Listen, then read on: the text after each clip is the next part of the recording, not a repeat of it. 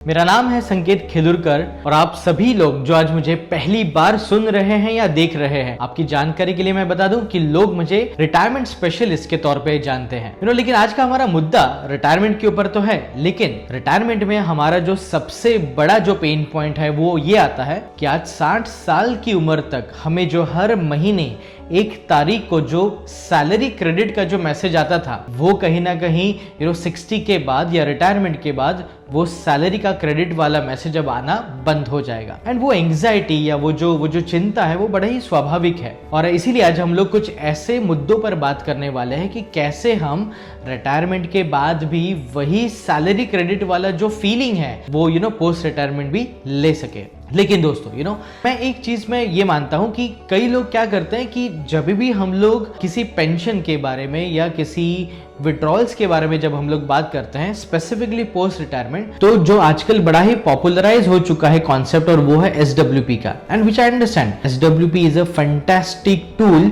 कि जहां पर आपका पैसा लिक्विड भी है, आपको हर महीने इनकम भी आ रही है और आपको वहां पर टैक्सेशन भी नहीं लग रहा है, विच आई कंप्लीटली अंडरस्टैंड। बट एक रिटायरमेंट स्पेशलिस्ट की खासियत ही ये है कि यहाँ पर हमारा हर एक पैसा जो है वो अलग अलग एसेट्स में डिवाइड होना बहुत ज्यादा जरूरी है। तो यहाँ पर जो आपको पिरामिड दिख रहा है, इस पिरामिड में अगर आप सबसे पहले देखेंगे तो हमें ये समझना है कि हमारी जो पूरी फाइनेंशियल प्लानिंग है या जिसको रिटायरमेंट प्लानिंग भी कहते हैं, अगर हमें इसे मजबूत बनाना है, अगर हमें कुछ इसे इस तरीके से बनाना है चाहे कि मार्केट में कोई भी इंस्टेबिलिटी आ जाए फिर भी हमारी पेंशन के ऊपर कोई भी प्रॉब्लम नहीं आना चाहिए। एंड दैट इज वाई अगर आपने इजिप्ट का पिरामिड देखा होगा तो पिरामिड जो है ना वो दुनिया का सबसे स्टेबल स्ट्रक्चर है और वैसा ही कुछ स्टेबल स्ट्रक्चर हमको हमारे रिटायरमेंट प्लानिंग के लिए भी लाना है। जब इस रिटायरमेंट प्लानिंग के पिरामिड की तरफ जब आप देखेंगे तो सबसे पहले यहाँ पे हमने फिक्स्ड इनकम एसेट क्लास के बारे में बात की है और आज पूरा जो वीडियो है वो कहीं ना कहीं इस फिक्स्ड इनकम एसेट क्लास के ऊपर ही रहने वाला है। ऑलराइट,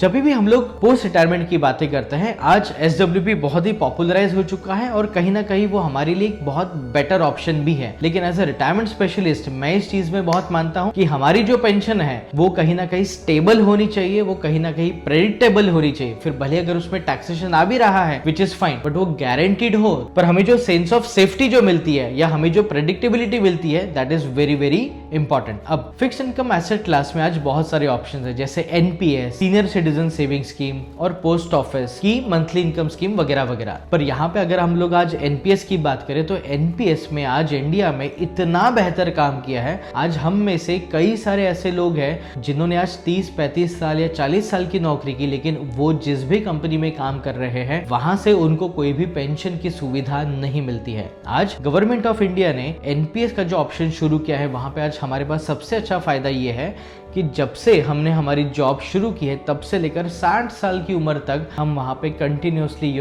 हमारे पैसे को कंट्रीब्यूट कर सकते हैं और एट द एज ऑफ 60 हमें ये मौका मिलता है कि वहां से अब वो जो एक्यूमुलेटेड मनी है वहां से हम हर महीने पेंशन ले सके। अब NPS में हमारे पास सबसे अच्छा फायदा ये है कि एग्जाम्पल के तौर पे हम लोग धीरे धीरे इन्वेस्टमेंट करते करते करते हमारे पास लेट्स से 1 करोड़ के आसपास का कॉर्पस वहां पर इकट्ठा हो चुका है। गवर्नमेंट मुझे अलाउ ये करती है कि अगर मुझे पूरे 1 करोड़ के कॉर्पस पे अगर पेंशन नहीं लेनी है देन हमें ऑप्शन मिलता है कि हम लोग 60% ऑफ द पैसा विड्रॉ कर सके और सिर्फ बचे हुए 40% की हम लोग पेंशन ले सकते हैं। और जब भी हम लोग पेंशन लेते हैं तो यहाँ पे हमारे पास बाय दी NPS हमारे पास बहुत सारे एन्युटी सर्विस प्रोवाइडर्स का ऑप्शन दिया गया है। एन्युटी सर्विस प्रोवाइडर मतलब जैसे SBI, बजाज, HDFC, कोटक वगैरह वगैरह हर एक कंपनी अपने आप को लिस्ट करती है NPS के प्लेटफॉर्म पे। जैसे कि आप जब भी रिटायर हो रहे हैं आप उन एन्युटी सर्विस प्रोवाइडर को अपना पैसा दे सकते हैं और उसके बदले में आपको हर महीने पेंशन आती रहेगी।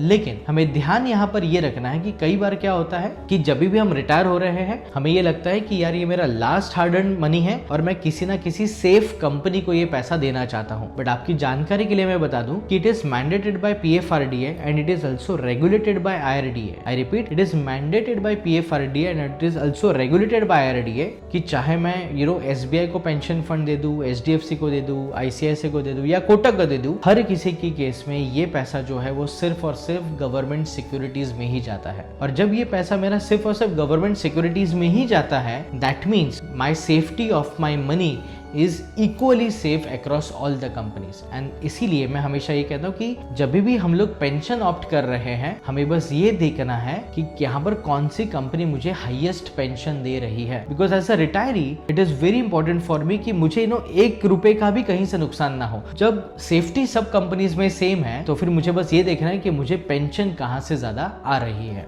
ऑलराइट, सो ये हो गया एनपीएस की बात। अगर आप लोग ऑलरेडी एनपीएस के सब्सक्राइबर है and you are about to retire, this information is going to be very very important for you. अब आते हैं सीनियर सिटीजन स्कीम पे। सीनियर सिटीजन सेविंग स्कीम, इसका नाम ही है सीनियर सिटीजन, मतलब आप 60 के बाद ही इसको कर सकते हैं। एंड आई वुड से कि यहाँ पर एक सबसे अच्छी बात यह है कि this senior citizen saving scheme is backed by central government. मतलब जब आप किसी बैंक में एफडी करते हैं और किसी वजह से अगर वो बैंक को कुछ हो जाता है, अगर बैंक डूब जाती है, तो आप सभी लोग जानते हैं कि 5 लाख से ज्यादा हमारा पैसा इंश्योर्ड नहीं होता है। लेकिन सीनियर सिटीजन स्कीम में because it is backed by central government, यहाँ पर मैक्सिमम हम 30 लाख रुपीज इन्वेस्ट कर सकते हैं और यहाँ पर ये पैसा पार करने के बाद आज के दिन पे एटलीस्ट वहां पर 8.2 का रेट ऑफ इंटरेस्ट मिल रहा है। और मजेदार बात यह है दोस्तों कि आज पूरे डेट मार्केट में 8.2 का रेट ऑफ इंटरेस्ट, वो भी गवर्नमेंट बैकअप के साथ, कहीं पर भी नहीं मिल रहा है। मैं ये जरूर सजेस्ट करूंगा कि हमें एटलीस्ट कुछ पैसा यहाँ पर जरूर पार करना है कि जहां पे हमें सेंट्रल गवर्नमेंट की सेफ्टी मिल रही है और 8.2 का रेट ऑफ इंटरेस्ट भी मिल रहा है। और ये पैसा अगले 5 साल के लिए आपका लॉक रहेगा, लेकिन हर क्वार्टर में आपको गारंटीड पेंशन आती रहे, ये government will make sure about that. और फिर तीसरा आता है पोस्ट ऑफिस की मंथली इनकम स्कीम।